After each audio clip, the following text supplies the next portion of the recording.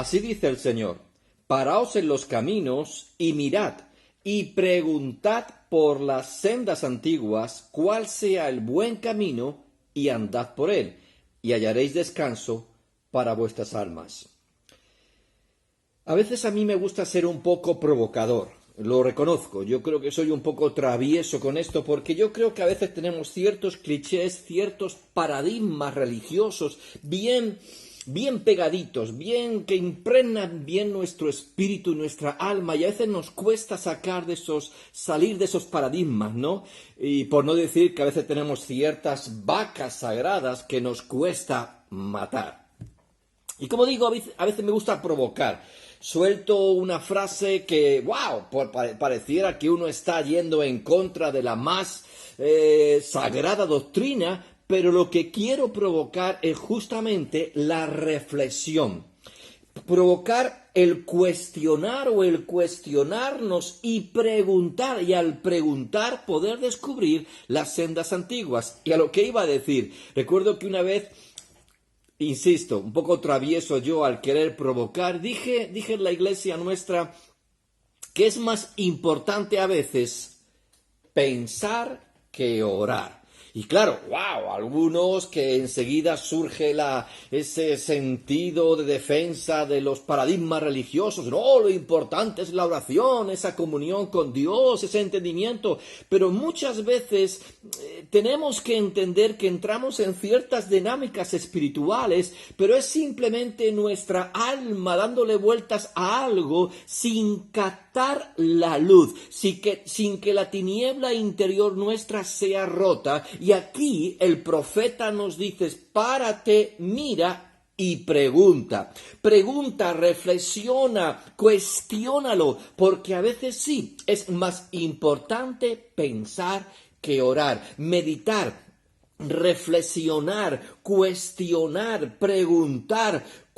Mira, si empezáramos a ver la cantidad de veces que en la palabra de Dios se nos invita justo a eso, a pensar, a reflexionar, a que estemos meditando en las cosas de Dios y que después caigamos tras esa reflexión, porque el Espíritu Santo va a estar ahí, que es el Espíritu de verdad para acompañar nuestros pensamientos. A veces no puede acompañar nuestras oraciones porque ya estamos con una ruta fija, pero si nos paramos, si intentamos reflexionar, indudablemente Él nos va a querer guiar de la mano hacia la verdad. Al fin y al cabo, en Romanos capítulo 12 nos encanta estos dos versículos, capítulo 12, versículo 1 y 2. En el versículo 1 habla de que presentéis vuestros cuerpos en sacrificio vivo, santo, agradable a Dios, que es vuestro culto, un culto racional. Más que espiritualizar las cosas, tenemos que presentar un culto de la razón, un culto donde vengo a poner en el altar mis pensamientos, mis ideas, mis enfoques, mis definiciones, mi conocimiento. Entonces no me conformo a este siglo, sino que quiero ser transformado por medio de ¿qué? De la renovación de mi pensamiento, de la renovación de mi entendimiento, para que tras esa renovación, tras ese culto racional, llegue a descubrir, a encontrar la buena, perfecta y agradable voluntad de Dios, encontrar esas sendas antiguas, ese propósito eterno de Dios que es claro y bien definido, pero que choca con mi tiniebla y que tiene que mi tiniebla ser rota con la luz del conocimiento de Dios. Pero ese conocimiento se tiene que abrir camino en mi mente para ser convencido y para tener una convicción. Y eso solo se produce con un culto racional, con la capacidad de pensar, de reflexionar, de cuestionar y al cuestionarlo todo. Y entonces, tras toda esa reflexión, ese culto racional, wow, ahora lo entiendo, ahora lo veo. Gracias, Dios, por tu Espíritu de verdad que me ha acompañado en toda esta reflexión.